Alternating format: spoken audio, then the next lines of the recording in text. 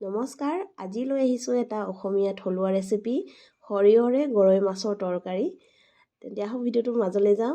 প্ৰথমে পাঁচটা মই গৰৈ মাছ ধুনীয়াকৈ বাছি একদম চফা কৰি লৈছোঁ আৰু এইফালে দি দিছোঁ তিনিডোখৰ সৰু সৰুকৈ কেঁচা হালধি, 1 চামুচ কালজিৰা, 2 চামুচ তিয়াই ৰখা সৰিয়হ আৰু অলপমান সোৱাদ অনুসৰি নিমখ। এই গোটেইখিনি মই এটা পেষ্ট বনাই ল'লোঁ ধুনীয়াকৈ। এফালে গৰম কৰি লৈছোঁ কেৰাহীত, দি দিছোঁ মিঠাতেল। মিঠাতেলখিনি গৰম হোৱাৰ পিছত দি দিছোঁ থেতেলি ৰখা নহৰু আৰু এনেকৈ ধুনীয়াকৈ হেতাৰে লৰাই দিছোঁ। নহৰুখিনি বহুত বেছি ৰঙা হোৱালৈ ৰ'ব নালাগে, অকণমান পিছতেই ব্ৰাউনিছ কালাৰ এটা ধৰাৰ আগতেই মাছখিনি দি দিব লাগে আৰু এনেকৈ প্ৰায় 1 মিনিটমান সময় মাছখিনি ভাজিব লাগে। দেখিছে ধুনীয়াকৈ ভাজি অলপ মাজে মাজে তেনেকৈ লৰাই দিব লাগে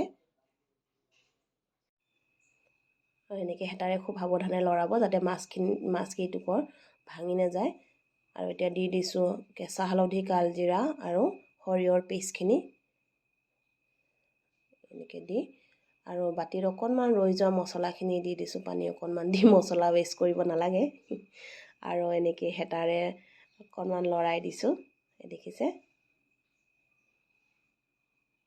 লৰাই দি ইয়াতে দি দিছোঁ জোখমতে পানী আৰু ঢাকি ৰাখিছোঁ প্ৰায় 10 মিনিটমানৰ কাৰণে মিডিয়াম ফ্লেমত।